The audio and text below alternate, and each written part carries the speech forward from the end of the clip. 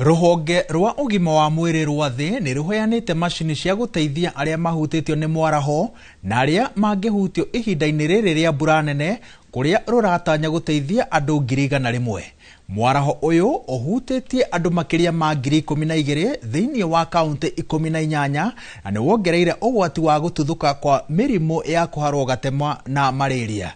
Ihinda-inĩ rĩrĩ, macini ici cigũkinyĩra andũ 5,000 arĩa ahutie mũno.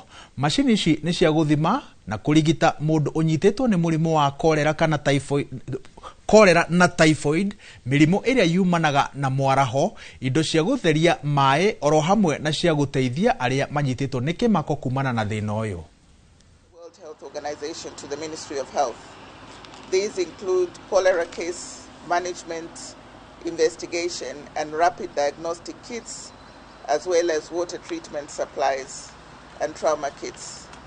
Together, these materials are designed to reach an estimated 5,000 people in the most affected areas. In collaboration with the county governments and partners, has activated emergency preparedness and response mechanism to ensure that communities at risk receive timely health services. Emergency kits we are receiving today will significantly strengthen our capacity to respond rapidly and effectively to the health needs of affected communities.